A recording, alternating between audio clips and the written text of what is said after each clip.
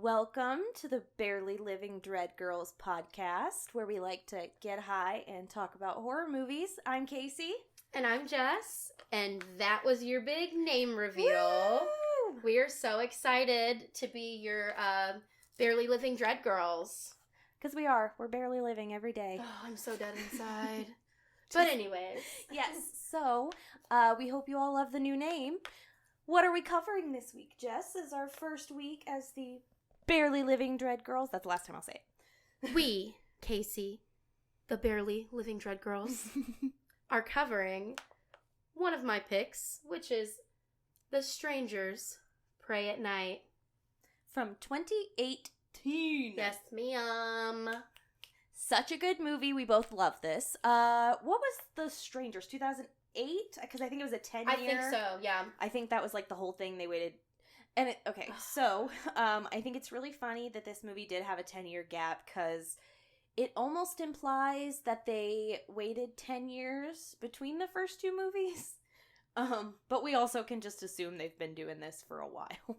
Yeah. So, yes, Strangers Pray at Night is the sequel to The Strangers, which was, I think, pretty big for the horror genre because I feel like horror was kind of waning in the early 2000s. Everybody was like, oh, it's all torture porn, Saw, Hostel, blah, blah, blah. Then you get this badass home invasion movie. That is so quiet and so simple. It is literally, there are 5 people in the entire cast except for the 2 little boys in the prologue and at the very end. There's just the 3 strangers and it's 2 couples in a house, or a couple in a house, 2 people. Plus the best friend. Oh, the best friend. Oh my god, the golden god. He comes in. Aww. He is not in for long. He's here for a good time, not a long time. And that is one of the most devastating parts of that movie. If you know, you know. Yeah. So, there's such a small cast, and it's just this couple in a dying relationship who are stalked and tortured by these 3 people in masks. They're just really fucking with them all night long, and then day comes around and they're stabbed to death. I do think Liv Tyler's fate is more ambiguous, because the 2 boys do find her and she's alive, because she wakes up and screams. He's definitely dead. That boy did. Also, Dennis, what's his name? I can't fucking remember. But anyway, from Always Sunny, he's in that movie. And he's the best friend. He's the best friend, and he gets got shot. Yeah. Like, bad with a shotgun. As if there's a good way to get shot with a shotgun. It's not good. No. So, that was a ride. That movie, I feel like, is a movie that shook the nation. It did, though. It really did. Everybody was like, oh my god, have you seen The Strangers? Oh my god, have you seen this new movie? It's so scary. And people for a long time were like, scary movies aren't scary anymore. Horror movies aren't scary. I haven't been scared by anything because it's all just torture porn. It's just gross. It's the beginning of Scream 4. It's not scary. It's just gross. And then this happened in 2008, and people were like, oh, that was terrifying. People realize that there is this new upcoming wave of horror that is like the most terrifying things or things that could really happen. Mm-hmm. And home invasion is, I literally have chills right now. Like, home invasion is one of my biggest fears. It's so scary. I mean, that could happen to any of us, and it happens all the time. I listen to a podcast. I'm going to shout out my favorite podcast, Let's Not Meet, by Andrew Tate. I love Let's Not Meet, and do you really? Small tangent. I only know of this podcast because of the very first time Jess and I ever hung out as friends outside of anybody else. I met her through a friend. We worked together. First time the 2 of us hung out, we drove to redacted Fort Wayne for a Tech Nine concert, and on the way you were like, hey, do you want to listen to a podcast? I was like, fuck yeah, do it. She put on Let's Not Meet. And I was addicted. I listened to every episode. Oh, yeah. I was listening to it on the way here. I listened to 4 episodes when I went to Tennessee, 4 on the way home. It's so good. I listened to 1 on the way here, 1 on the way home. So I'm, like, scrolling way back into, like, deep 2022 to find an episode, like, that I haven't watched. Like, it's really bad. Yeah. So. But, sorry. You got me into that. Yay! Oh, my God. Andrew Tate, I love you. Hopefully, if you ever shout us out on your podcast, I would pass away. Big fan. Been listening since the beginning. But listening to that podcast, it's essentially people telling these true terrifying tales that happened to them. I'm sure you've heard of the Let's Not Meet Reddit thread. They are not associated. People send these stories in independently to him. But that is how it started. And it's insane. Most of the stories, I will admit, are women going through terrifying situations that involve stalking, creeps, you know, Things like... that if you are a woman, you've probably experienced something very similar. Yeah, but there are also a lot of home invasion stories, a lot of, like, burglary stories about, you know, people waiting till, like, people stalking a house and waiting till the parents leave and trying to break in while the kids are there. Yeah. It's... When you realize it's real, it just makes these movies even scarier. It really does. And I think that's why to this day people still talk about The Strangers. Because it's still, even people are like, the home invasion, those movies, The Strangers, that's what freaks me out the most. Non-horror fans will say, oh, yeah, I've seen The Strangers. That was like one of the scariest things I've ever seen. And it relies on subtlety and these subtle scares of... One of my favorite scenes in the entire movie of the first one is Liv Tyler standing. It's a very long, deep one shot where you're just like watching her. She walks toward the camera in the kitchen. She does something.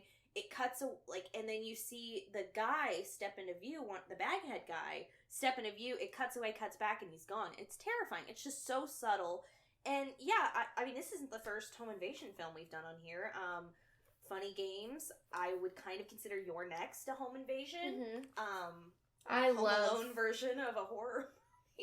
It's funny though that you say that because I was talking about The Strangers at work earlier because my friends asked me what we were covering on the podcast tonight, and I told them, and some of them were like, "Oh, I've never seen the sequel, but like the first one, blah blah blah blah." We were talking about it, and my friend Taylor's like, "Yeah," he's like, "It really reminds me a lot of Funny Games," and I was like, "Bro, don't start with me, because I love that movie." But, yeah, he's like, when he broke the fourth wall, I was like, I know! Dude, do you know Cheryl? Katie's friend Cheryl, the redhead? Yes. Okay, so she texted Katie the other day. I think Katie just texted me yesterday and was like, sent me a screenshot of it, because Cheryl was like, hey, what was that one really fucked up movie that you showed me where the guys came over to borrow an egg and then everything went down and traumatized the hell out of me? And Katie was like, I'm pretty sure that was Funny Games. And Cheryl was like, okay, thanks. I'm not watching it. I'm just trauma sharing. So, about that. Amazing. So, but anyways, we're finally going to get into this movie. This is quite a bit different than the first one. It's not... It is a little bit of a home invasion, but it's got a much bigger scope. Instead of one house, it is like an entire trailer park kind of thing. Cabin park kind of situation. Can I say my hot take really quick? Sure. We're both on Twitter. Mm-hmm. I know you be tweeting, I be tweeting. We love Twitter. I twat all the time. You tweet, I twat. Mm-hmm. I twat, you tweet. Mm-hmm. I love it. But there's like a lot of I'm sure we both follow a lot of random horror things. Like the word horror is like one of the like phrases that always pops up on my feed. And there's tweets going around. It's like, share your hot take of a sequel that you think is better than the original. And I know this is a super hot take, but this is one of my favorite horror movies ever, and I think this one surpasses the original. And I'm not saying the original is a bad movie. My bar for the original is up here, so this one's just right there. I love that. So that's my hot take. You're more than welcome to argue that. I love what The Strangers did for the genre. Mm-hmm. I love what The Strangers did for home invasion movies.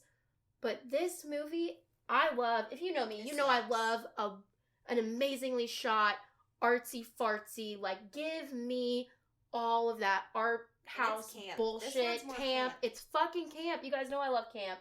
It's Pride Month. Give me camp. Gay. But yeah, so that's my hot take before we get into this. Really quickly, my sequel hot take is Child's Play 2. I think it's better than the first one. It's my favorite. So, the writer of this is Johannes Roberts, which I have tried to pronounce on this podcast before, I think. I can't remember what else he wrote that we did, but he did... Have you seen VHS 99? Oh, yeah. Yeah, so he did Suicide Bid. Oh, okay. Which is one of my favorites in that one, because the underground stuff is terrifying. Oh my gosh, I need to rewatch that one. Coffin stuff. So, he wrote that, and he also wrote this. He directed that and directed this. the writers for this are, Brian Bertina, who did the first Strangers, and then it was co-written by, wow, I can't read my own handwriting. Oh my god, can you look that up for me? I really don't want to leave this writer's name out, because I can't read my handwriting. But he did write The Forest, which is another horror movie. It's the one about the twins, where one of them went into the suicide forest in Japan, so the other one goes looking for her. Yeah. I liked that movie. I thought it was weird. I liked it too. So he wrote that. So we've got some good people on our hands. Sorry. You're fine. Ben Katai. Or Katay. I don't know. Whatever. But yeah, all of this came together to make quite the masterful movie, if I do say so myself. So, 2018, 10 years later, our three strangers, Baghead, Pinup Girl, and Dollface, as they are lovingly known by their fans. I forgot what Pinup Girl's name was, so I called her Valentine. I or love like that. Betty Boop, because she... That is cute. Yeah. But I did say Baghead and Dollface. Yes, so it is Pinup Girls, the third one. Valentine. I'm probably going to call her Valentine throughout this, but you know I'm talking about the third one. I'm going to call her Pinup Girl. So... Potato, tomato. One of my complaints about this is, wow, there are so many production logos that have to have their little thing. I get it. I get some of the bigger things, like Blumhouse, has their little intro thing, because they're a huge horror production. Not every production company needs its little video intro of people fucking rowing, and then it turns into a meow, and then it's your production company. Because then right after that, during the opening credits, it says, in association with, and then it names the production company. It is one of my pet peeves. I don't even notice those things, because that's the time I'm getting a snack. When I have 3 minutes of logos before I get to my movie, I'm just like... Yeah, that's the time I take a break and go get, like, a glass of wine, some Cheetos. I love that. Getting something out of the air fryer. See, mine's all the way downstairs. I don't have time to do all that. That's true. And then it immediately goes into, much as the first one, it says based on true events, which is not true in the first one, and is less true in this one. The first one, it gets away with it more, because yes, there have been home invasions kind of similar to that. Nothing like that's actually happened with the Baghead and all that, but yes, it's a little bit truer because there are similar home invasions. This is not at all true.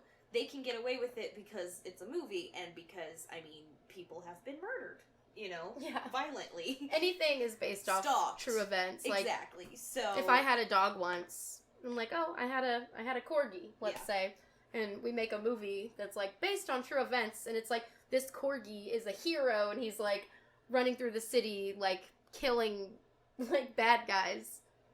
The true event was that I had a corgi. Yeah.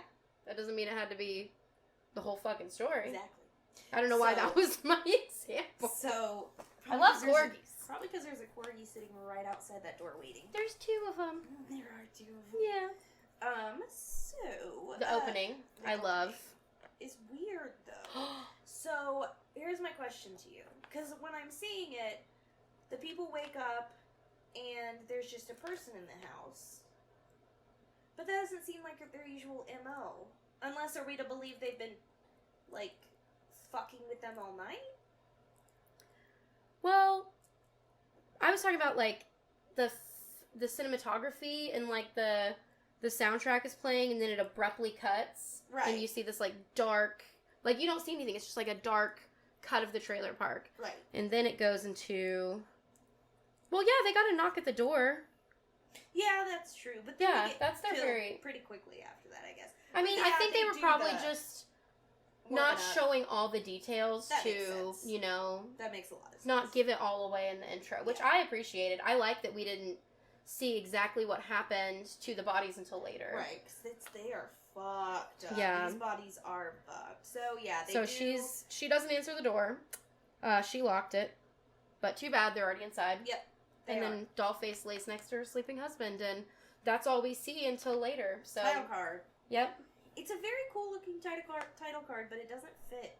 it fits with the soundtrack because the soundtrack's very 80s. I wish it was neon. But yeah, I also wish it was neon. It just looks very Stranger Things, honestly. Yeah, it would have been so. It's too like black and red. I need like if they neon. made it look like the pool scene. Yes, I want everything in my life to look like the pool scene. Me too. Oh, I love the pool scene. I want it to be there. Oh my god, me too.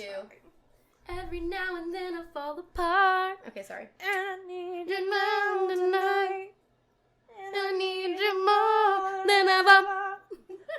If you let me hold me tight, then we hold it up forever.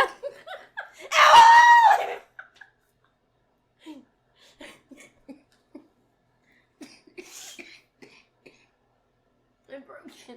So right after the title card, we get a really awesome Brian De Palma style split diopter with beautiful Christina Hendrix as one of the sides of the screen. I love her. She's so hot. Hot redheaded mom is what I wrote. Christina Hendrix is everything. It's a hot redheaded mom, hot dad, angsty daughter, perfect son. And we got the the quad secta.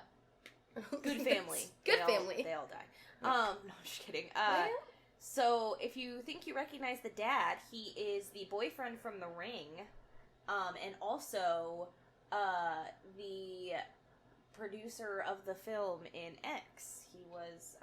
Oh my fucking god, Casey! Yeah. I don't want no part of this shit. Oh my fucking god! I was racking my brain, and I didn't look it up. I'll be honest. I could have easily, but I was like, why the fuck is this guy so familiar? I was just saying yesterday, I was talking to one of my customers, because all I do when I'm at work is talk about fucking horror movies. I was talking to one of my customers, I was like, what do you mean you haven't seen X and Pearl? And I was explaining, this is one of my regulars, it also used to be one of my art professors at Heron, so shout out so Kinsman if you're listening to this. That's but, so cool. because my friend Dustin had a Pearl shirt on, and it was fucking badass. He's got a great collection of t-shirts. But, is it better than mine? nothing could be better than anything that you have. I love you. I love you too. Will you marry me? Yeah. Sweet. Yeah. Sorry. He'll find out eventually. We'll have an engagement party. Stop. Are we gonna fuck? Is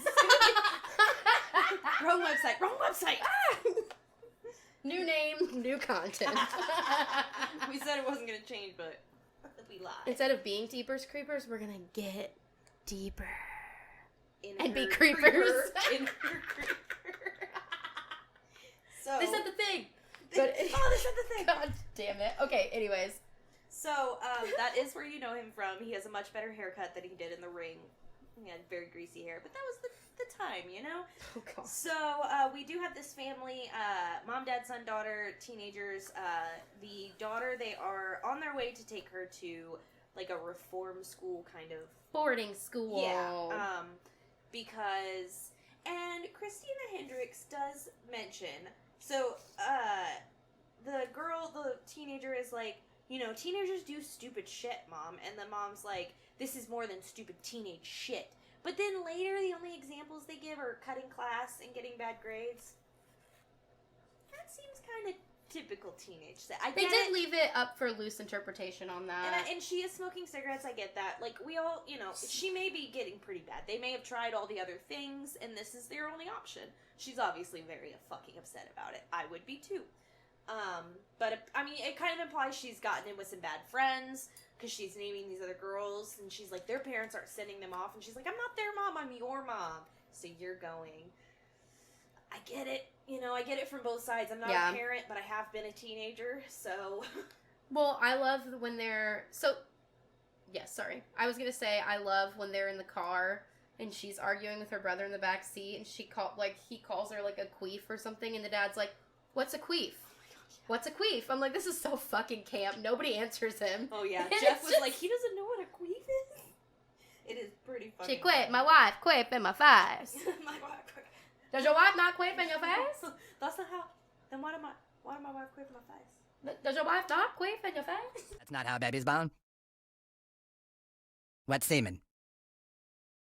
Well, then why did my wife queef in my face? Wait, right my thighs. Everything is a South Park reference. Everything. I love Do you want it. to know why? Because they've had over 300 episodes. There's no way. There's got to be way more than that. So in one of the last seasons, there was the 300th episode because Tegrity Farms, he's like, happy $300,000 because he made $300,000 from Tegrity Farms, but he's got a 300 on the cake. Funny story. I'm sorry for how many segues this has, but I love South Park. There are Me too. a total of 5 banned episodes of South Park that will not be shown on TV, and you cannot stream anywhere. You have to own the DVD. I own the DVDs because they are in 3 separate seasons. The reason that I even figured this out, I knew that there was the Super Best Friends episode that's a 2-parter that was banned because of what it was, but then I realized that I hadn't seen the episode Cartoon Wars in a while because that was the 200th episode. And, or maybe Super Best Friends was, but I was watching the 300th episode. I was like, well, I know what the 100th episode is because it ends with the for the war, against the war, who cares, 100 episodes. And then I was like, what's the 200th one? So that's how I figured out for myself that there are 5 banned episodes of South Park, went and bought those seasons on DVD, and immediately watched those banned episodes. They're amazing. And it's because all 5 of them, there are 3 actually, 2 of them are 2-parters, show depictions of Muhammad.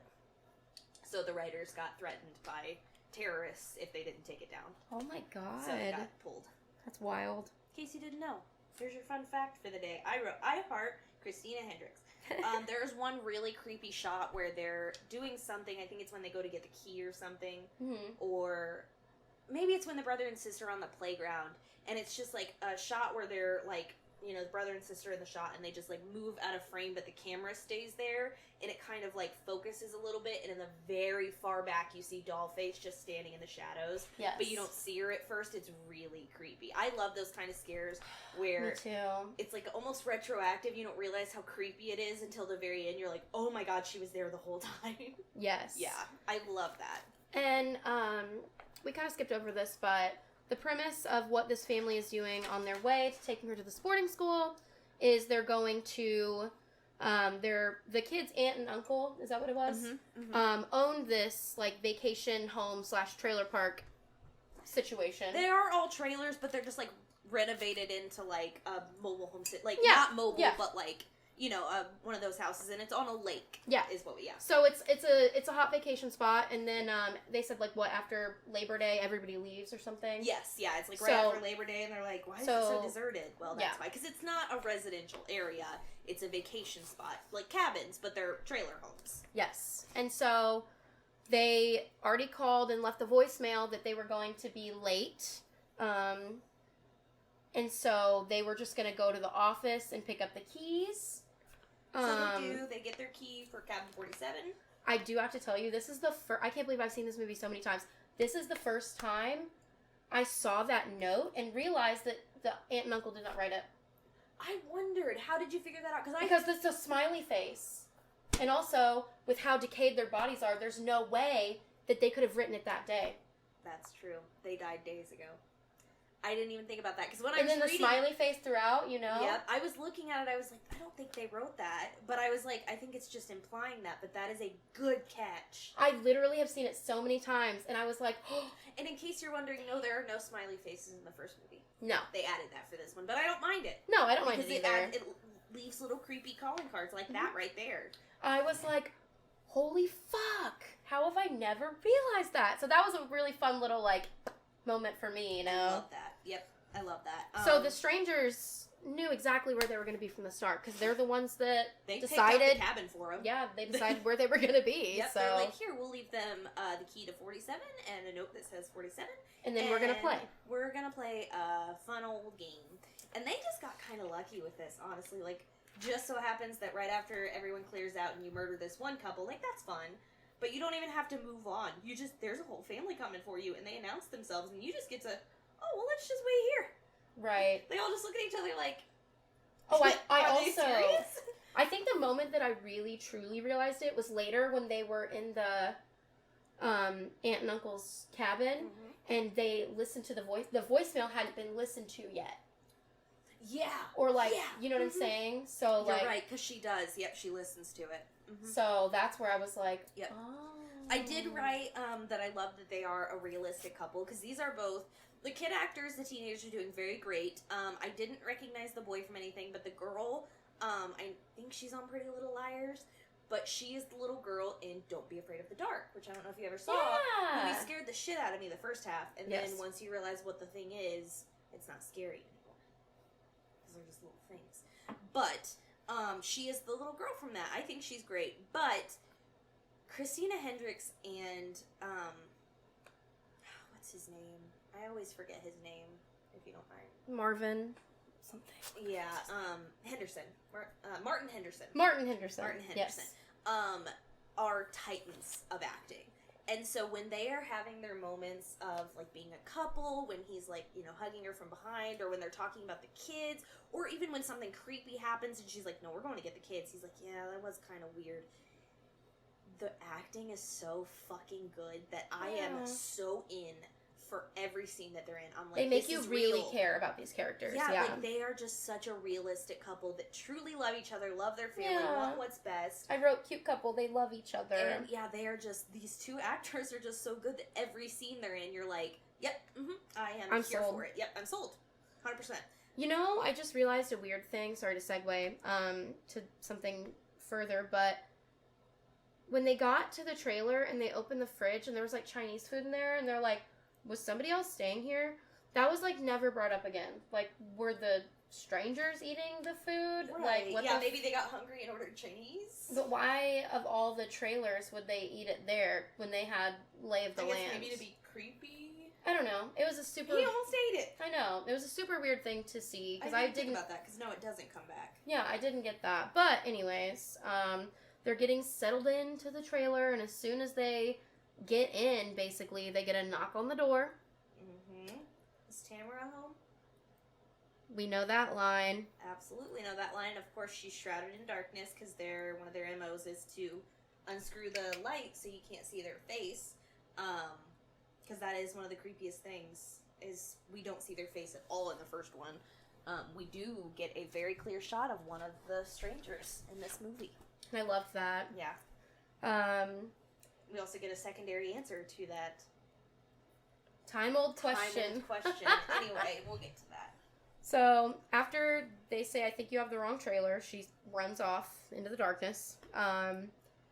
They're sitting there trying to have some family time, you know, play some cards. They all put their phones up. Teenage girl is obviously very upset because she doesn't want to go to boarding school. She storms off. Brother goes after her. I think this is when we see that really creepy shot of girl creeping in the background. That was very scary. Eventually, the two of them, the brother and sister, are walking around, and they stumble across an open trailer. They go in, and lo and behold, some dead-ass bodies. Some dead. Super dead. And hello is written over and over again on the window. They're tied together. I said... You guys know I love saying this, but this is the point where shit hit the fan and it doesn't stop. Like, this is pretty early on in the movie, too. Like, that's what I love. A good horror movie will hit you early on and take you on a ride the rest of the fucking journey. Like, I was hook, line, sinker, they had me. You know, like, and the dog didn't die. Yep. The dog didn't die. There was a doggy, and he didn't die. Yep. So we love that. We love that. So once they get back with the parents, they split up again. The boys go off to check the trailer because they were like, the dad needs to see the dead body. Like, I need to see this. Like, I don't. It's like, I mean, it would be really hard to fathom with two teenagers when one of them really wants to get out of it. Like, no matter what, she just wants to go back home. But, like, the shining star of the family, though, like... He's like, no, Dad, seriously. And they obviously look very distraught. But also, you know, they are teenagers, so maybe the dad is thinking deep down, like, okay, they might be dying, but maybe I can save them if something really is happening. Mm-hmm. Let's go see. These people are deaded. This guy's face is not like a face anymore. It's fucking crazy. But, so this is one of my complaints about the movie, is... around this scene, because while they're going off to do that, the girls go back to trailer 47 where they're staying, and find that, is it Dollface? Yes, because Dollface doesn't, Pinup doesn't show up until later. Right. In the tube thing. Mm-hmm. One of my other complaints about this movie. Anyway, so Dollface shows up, she starts terrorizing the girls, they get into a bathroom, okay, cool. I like this scene up till now, because it's very intense. They find their phone smashed. Yep, they find the little, like, because they're in the bathroom, there's obviously, like, a little thing, like, window thing on the top. So, you know, she boosts her daughter up to get out, and right as soon as she gets her daughter up on the roof, Dollface bursts through this very flimsy door, obviously. I mean, doors in trailers. That's what I'm saying, though. I'm surprised it didn't take her less time, because those doors ain't shit. But to be fair, they are, like, emotional terrorists. So maybe she was doing it just because she's like, well, I'll let the daughter get away. Yeah, because we're going to chase her later. Yeah, but I'm going to get the mom now. So my complaint with this scene is, A, I haven't had enough Christina Hendrix yet. Don't take her away from me. And B, I understand that Dollface has a knife, but Christina Hendrix just lets it happen. She's not Rambo. Turn around and fight her.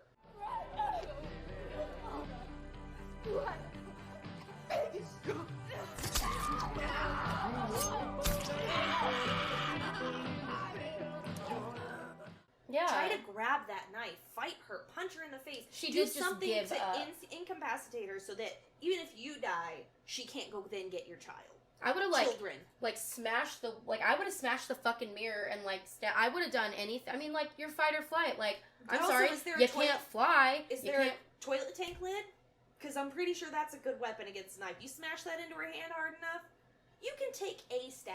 You know what I mean? Like, if she's coming at you and you get stabbed in the arm or, God forbid, the shoulder or whatever, you can live through that a lot of times.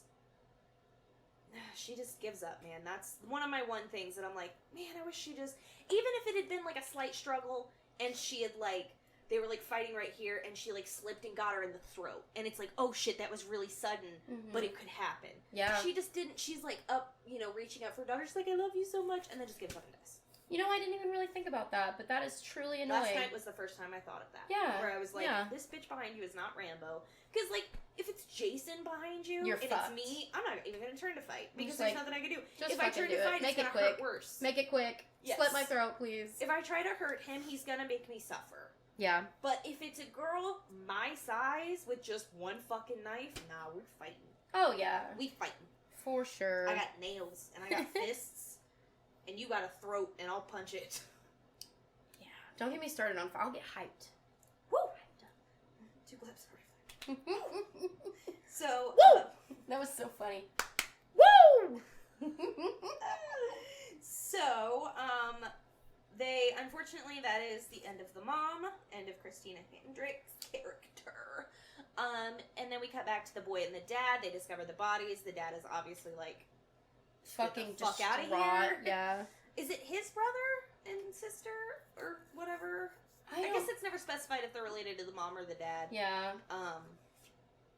Because we really don't revisit the aunt and uncle after this moment. Yeah, no, that was it. But it's fine. I mean, I guess you could call them just a plot device, but also it made for a creepy opening. Yeah. And creepy dead bodies, and makes sense for the plot. I mean, I'm fine with it. Yeah. But this is where we finally get to see Baghead. Baghead is scary. He's so scary. I feel like in this movie, even more so. He is. There's, like, and it's not, because it's not just it looks like it's kind of like tucked in and he's smiling. Like, yes, the smile is a little tucked, and it's just like the perfect little line. Maybe that's why there's like smiley faces in it, because it's more of like he's smiling. I don't know. And it's not just a bag, because it's got like the little seams down the side. It's so weird. It's like a beautiful burlap sack mask, creepy ass. He made this. He didn't put a sack on his head and cut holes in it. He sewed some cloth into a sack for his head. And it's terrifying. But, yeah, so they make a run for it, and they run back to the cabin to check on the girls. And this scene is heartbreaking. It truly, you can feel the pain, because like we said earlier, like, we know how much of a loving couple this is. And him finding his wife. Again, he's such a good actor. Oh my god, and then, like, the son tries to come in and he shoves his son. It's that, like, true moment of, like, trying to protect his family still. Yes, in that first moment, as a human, he's like, God, the love of my life, like, I'm so devastated. And then the second he hears his son, that instinct turns on, and he just, like, drops the body. Because, of course, and it, like, grabs his son, like, you don't need to see this. And shoves him out. And, of course, the son does see it, and it's just so, like, oh, my God, your mom, that's the worst. It really is. But that scene was so gut-wrenching, honestly. And then that leads into one of my all-time favorite parts of this movie. Because... Oh, fuck. The girl, the sister, is running, trying to get away. So masterfully shot. We have this long shot of her, and she's kind of, like, curving toward the camera, and then all of a sudden she just runs into a fence. And the fence isn't in view until she, like, right when she hits it, and then all of a sudden it comes into focus. It is so fucking good. It is so sudden, and you're like, oh, shit. She's fucked. It is so good. Oh, my God. Because then she turns around and Dollface, or probably is somebody is behind her. And, I love the way that they did that. I think it's so fucking cool. Oof, spooked me.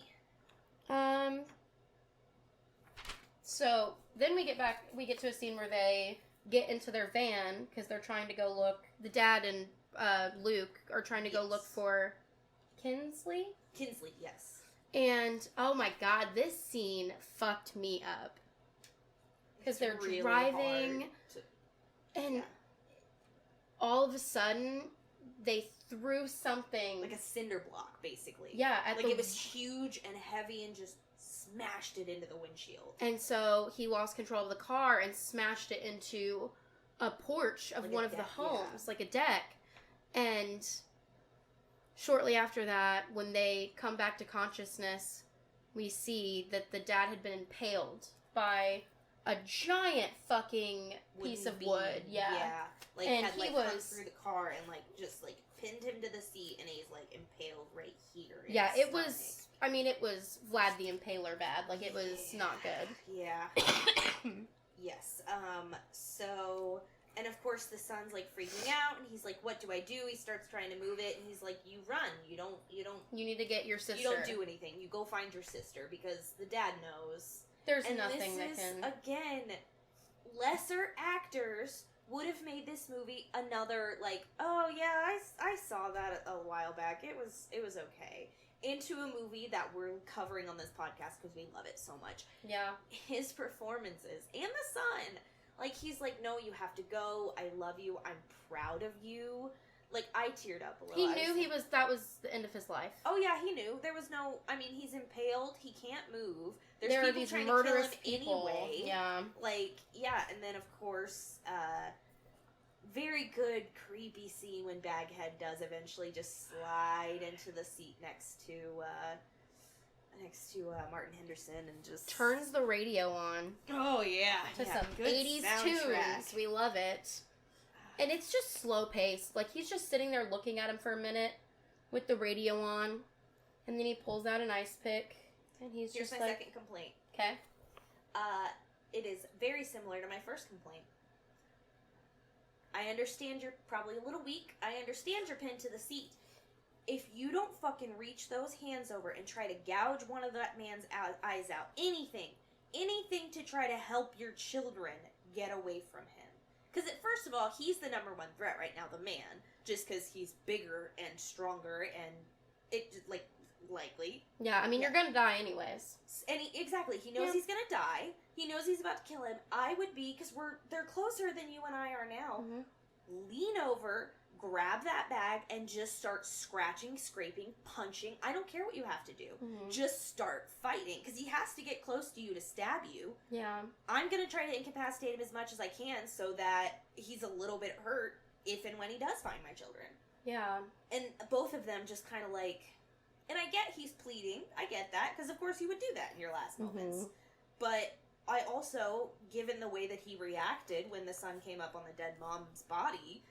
He would try to have that instinct as a father to be like, no, even with my last bit of strength, I'm going to try to protect my kids. Also, though, you have to think about, like, putting yourself in the situation of the trauma that he went through, like, crashing, so probably concussed. Yeah. He's impaled. Right. His wife is dead. Yeah. He doesn't have probably a lot of will to live at that point. It's so true. I get it from both. Yeah. I get your perspective, Yeah. but for me, it's not like totally far-fetched just Yeah. because of like the events leading up to that. Yeah. Because I mean, he probably has little to no strength. Even if he just grabbed the pick and just he was, like tried or something, or like while he was like bringing it toward him, just tried to hold his hand back. You know what I mean? Because even that's just like instinct to be like, no, don't kill me. Yeah. So that, and I just wish the mom had done that too. So yeah, but he showed more him that so pick her and then... than him because he is already dying. He is literally impaled. Here, he did. He did. He real did. It was sad. He Baghead did. And then Baghead politely turned the radio off, and then got out of the car. Listen. After My man staring at could it for a maybe minute. use some tunes on his way to wherever he was going in the afterlife. Could have left the radio on. Oh. Let's see. There's another very stupid scene. Actually, not another. It's just a stupid scene, in my opinion. This is the only stupid scene I think in the movie. Because Kenzie's wandering around. Yeah. And she wanders into a random trailer, and fucking Dollface is in there. Why was she in that random trailer? That's how what did I she said. know that she was going to go That's into what I that said. I'm trailer? like, out of all those trailers, how And did you know they... someone's trying to kill you. You hear random noises coming out of a room. Maybe don't go in that room. Maybe just run away. Yeah, and you see a fucking Jack in the Box that's going off. No Maybe... Jack in the Box sounds like that. But also, like, if Who do you you think did that? hear it, why the fuck? They don't just... And this isn't that kind of movie. You this think isn't a someone else- paranormal movie. Yeah, you think someone else is just playing a prank on you that lives there? I'm gonna hide and just do a Jack in the Box for No, funsies. you know who it is. And the part that annoys me is they have a gun. The brother finds her and like helps her get out and didn't fucking shoot the girl. I wrote and yelled out loud, "Shoot her!" Like in fucking Jurassic Park. Shoot her! And he doesn't. They just run away. He's as far away as I am to the fucking camera, if not less, with a gun trained on her fucking head. After Pull the she trigger. just stabbed the fuck out of his sister. And murdered his sorry. mom. And, you know, his dad is gonna die too, and I think he knows that. Why the fuck wouldn't you want revenge? I would have shot her so many times. I would have shot her. I would have kept shooting until my finger fell off, I think. Yep. Even if there's no bullets left. Yep. And then I would have double tapped somehow. I would have stomped on her fucking face. Yep. But anyways, And I then I would digress. have gone back for the rest of those bullets and done the same thing to the other two. Because that's the thing about the strangers, is they don't have a gun.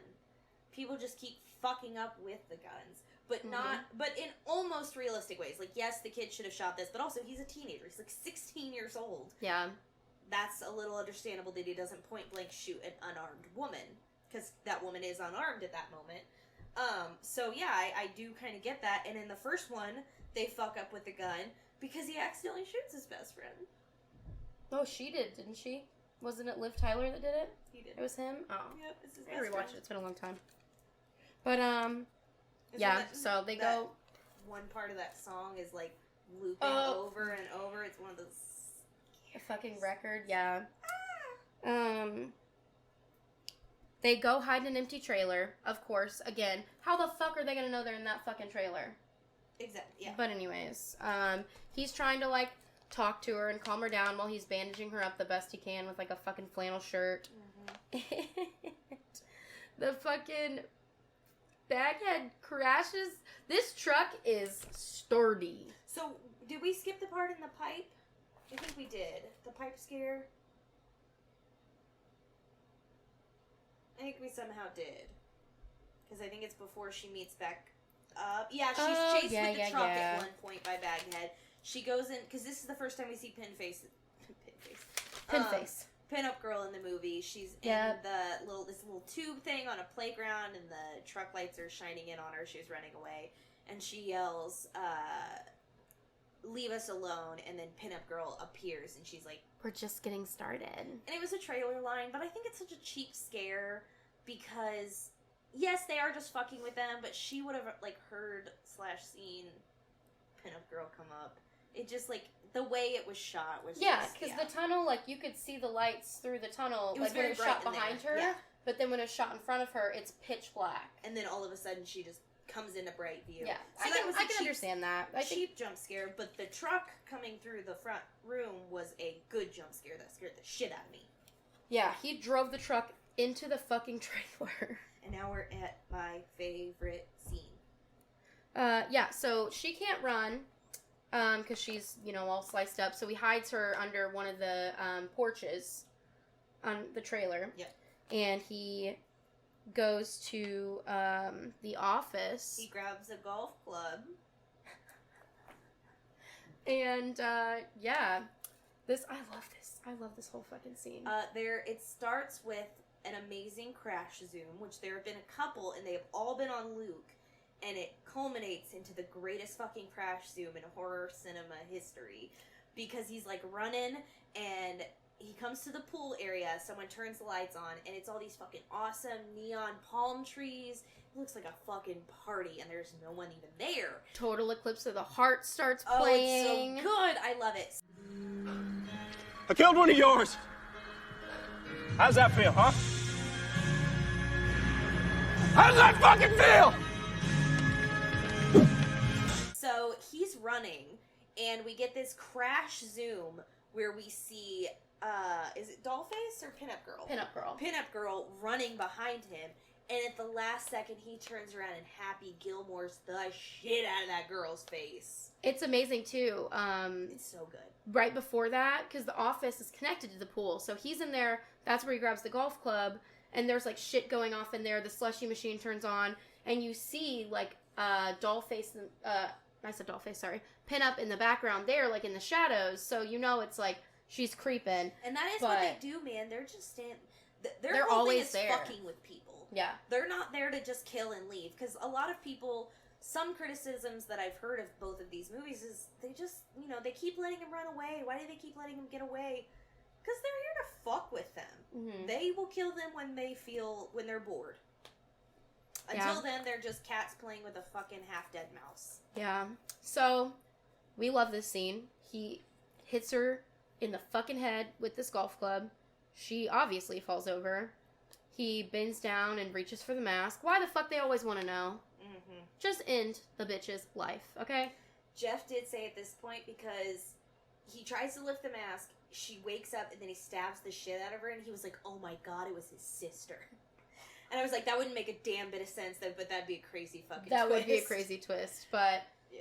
Yeah, so he tries to pull the mask off, her eyes shoot open, and he stabs the absolute fuck out of her. A lot of times, but then Baghead runs up. So they're fighting. He's pissed. And they fall into... Yes, I love this line from Luke. I've killed one of yours. How does that feel? How does that fucking feel, huh? It's a really good line. Oh, it's a good line read from that actor. I think he's awesome. So, they're fighting, they're wrestling and fighting around. They fall into the pool. And this is so fucking cool because Total Eclipse of the Heart is playing. And it's got this point of sound hearing where they're dipping in and out of the water. And you hear it like underwater, above water, underwater. It looks like they're dancing under the water. Yes. They're like struggling. And there's this neon everywhere. It is one of the coolest things. It's one of my favorite cinematic moments in horror history. This fucking scene. The pool scene. I love point of sound hearing, and it's done masterfully. Wasn't it 2018 that A Quiet Place came out? Mm-hmm.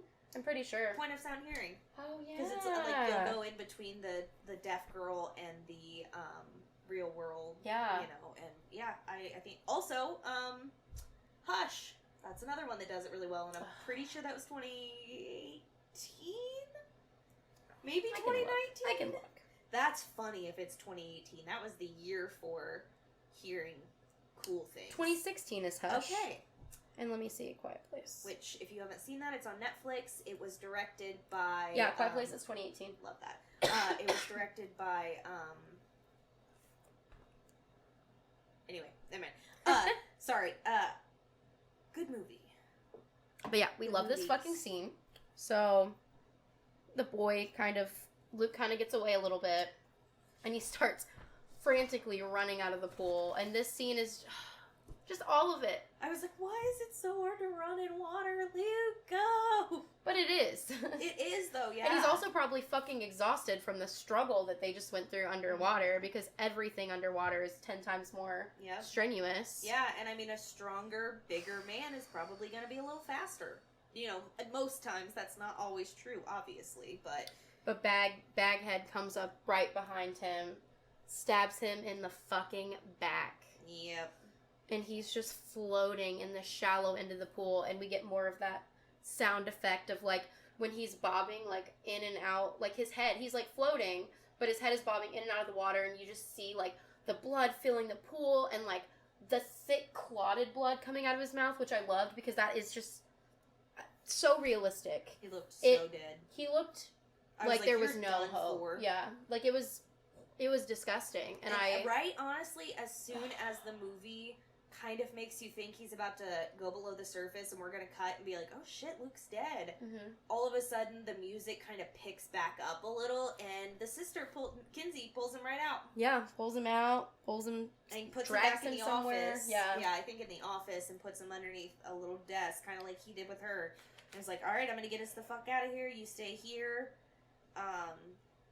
So, she's going to try to... I don't know, run for help? She runs out to a road. And this is my third and final complaint. So, a police officer, they finally got a hold of... It's just little writing things. They finally got a hold of somebody, like, through a quick phone call of one of the phones that was working. I think it was one in the office. Yeah. And that's before, like, when, Pinup was stalking Luke, I think is when he made the call, and it was so abrupt. So, a police officer shows up, and, So he pulls over, he gets out of the car, she's like, we need to go, my brother's dying, we have to go save him, you have to help us. Calm down. I fucking hate that shit. I do hate that. Don't tell me to calm down, I'm fucking dying, my brother's dying, my family's dead. But then Dollface comes up and, like, slits his throat. First of all, they would have seen her coming up, this is a very well-lit area, they would have heard her. It just, like, it's so, like, she, like, pops up almost, like, paranormally, and I'm just like, no, we would have seen you coming. So she does slit the cop's throat. Kinsey jumps into the car really quick, and I don't know if you noticed the Ghostface reference we got when she is in the car and she's trying to find the keys, and she does the little keys and dangles them. I did think that was really cool. We get another horror movie reference, classic horror movie reference later. So there's a struggle. So there's a little struggle, but then she gets a hold of the cop's shotgun. And she just goes, and I think at this point Dollface thinks she's not going to shoot, because she's just kind of standing there leaning in, and she shoots her. She shoots this bitch. How is she not deaf? Oh just my god, 100% right? Deaf. Because it's in, like, the echo in that car. In a car with a shotgun. But this bitch flew out of the car. Or at least tinnitus for life. Right. But yeah, it was actually pretty fucking hilarious the way she just, like, blasted. That was pretty camp. She does knock her mask off. This is the one and only shot we've ever gotten of a stranger. Yeah. I mean, except for when she was, like, ringing the doorbell. Like, we could like a faintly... clear... Yeah, but, like, a clear shot of a stranger, and it's just this regular blonde girl, and yeah, we get, of course, the same question asked in the first one, why are you doing this? Why not? So of and course, she's like obviously dying, and she's like coughing up blood, but she's smiling, and it's like, why not? And then you just see this pull away shot of like her like picking up the gun with one arm, grabbing it with the other hand, blew her in the fucking face. I said, finally, love that. We love to see it. We love to see it. So 2 down. Mano y mano. Mano y mano. But I think she kind of forgets a little because she gets in the car, is trying to, and Jeff is yelling at the TV, get on the radio and radio for help. Yeah, so she gets in the car and she's like, like freaking out. Like, girl, you don't have time to take a moment right now. Yeah, there's still another one out there. There will be time for therapy if you get the fuck out of there. Yep, and then we get the headlights in the rear view, or in the back window, and then he rams into the back of the car. She's gotta have a concussion at this point. Oh my god, yeah, she hit her head so fucking hard. And he comes at her from every angle. That truck has ran into a house, a car. That truck should be like in the Guinness Book of World Records for the toughest truck ever. He knocks her out of the car with a crash. Yeah. And then he starts hitting the side because he's trying to tip the car over. So she gets out, and there's some gas on the ground. And his truck, like, got stuck on the cop car because so he's, of, like, trying trying to, like, reverse it. Yeah. And he's just staring at her the whole time. Mm-hmm. And she sees the gas on the ground. She takes out her little Zippo lighter because, you know, she's a big bad smoker. Mm-hmm. She's like, bing! Yep, and then catches on fire, does a little explosion type thingy, and she starts walking away like the final girl she knows she is. And the funniest fucking thing, I laugh every time I see it. Me too. He starts walking driving. away. Yeah, you just see it like slowly back up and then start coming toward her. It's a flaming car. But then the truck doesn't even explode. This is one of my least favorite horror tropes is when you're being chased by a car and you run in a straight line, bitch. I know, me too. Turn. Because then she gets on a one-lane bridge to run away from a car. To run on foot. Go under the bridge or something. Like, go in the woods, bitch. That man is on fire. He's trapped in there. But eventually the truck stops. She's crawling away. Baghead gets out, and his bag's all burned to his face, and he dies. Well, hold on. He doesn't die yet. We think he's dead. Oh, yeah, you're right, because you're right. We get a fake out. You are so right. Because she runs into the road after that. Well, she limps into the road, and there's a car coming, and this lady's like stops it. She's got her kids in the car. She's like, "Oh my God, are you okay?" And she's like, "No." She's in a truck, pickup truck. Oh yeah, truck. But all of a sudden, the lady has this mortified look on her face, and she gets back in her car, and you see the shot of Baghead coming for the girl with his axe. Why and didn't she say something? Why wasn't she like, "Oh my God, come on"? I know. She's just like, "Nope, fuck this shit, I'm out." That's your problem. Right. She's like, "I don't know you, girl. I'm sorry." But she jumped, somehow managed to get the strength. I'm assuming, like, that's an adrenaline thing. Like, she just had to put all her energy into jumping in the truck bed. And he, like, hooked his axe to the truck bed. And he was, like, starting to get in there. And he was, like, raising his axe. Sir, you were on fire.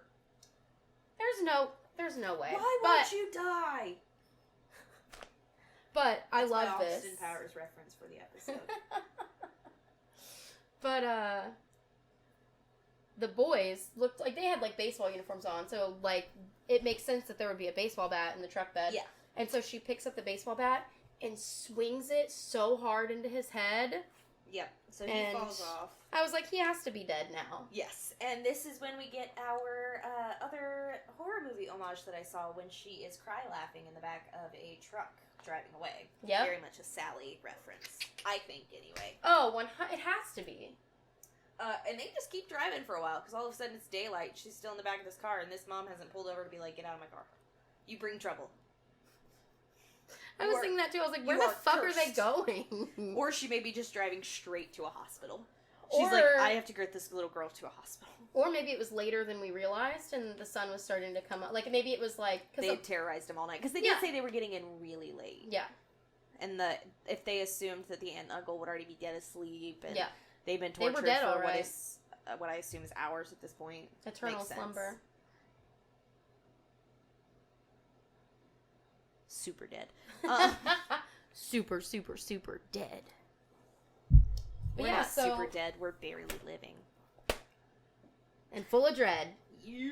So, that is... it ends with, they do get Luke to the hospital. He's, like, on a breathing machine, but it's implied that he's gonna live. And somebody knocks on their, like, hospital room door, and she, like, drops a cup all dramatically. Honey, there's gonna be knocks on that door constantly while your brother's in the hospital. But either way, they cut it there. And so they leave it ambiguous. I think we know that they're all dead. But we love the ambiguity and the mystery. And, I mean, it still does make sense she's gonna be traumatized. Yeah. You know? Yeah, absolutely. It all started with a knock on the door. Knock at the cabin. Hey! Did you see that? No. Batista? Yeah, Batista did great. He's actually a really good actor. I'm looking forward to it. Wasn't he in, like, the Guardians movies? He's in all of them, yeah. He's the big bluish, purplish guy or whatever. I know that I just see a lot of the clips and stuff on Facebook Reels. But, because I haven't seen any of those movies. But yeah, I think Batista is actually a really good actor. I think he did a great job in that movie. It's M. Night Shyamalan, right? Yes. I need to watch it. I like it. I really did like it. My dad watched it recently and didn't like it, but he doesn't like most things. So, but he does like this podcast. So, final thoughts and opinions. I will always love this movie. Forever and ever. I will always love the first one. I think I still like the first one better, but I just really love Liv Tyler, but also Christina Hendrix. I'm so happy we got to talk about this movie. I would love to talk about the original someday. Yeah. You know, it's totally not out of the wheelhouse, but what I love about this podcast is that we kind of do whatever we want. We don't, like, when people ask me all the time, they're like, so what kind of horror movies do you cover? Old, new, this, that, the other. I'm like, literally everything.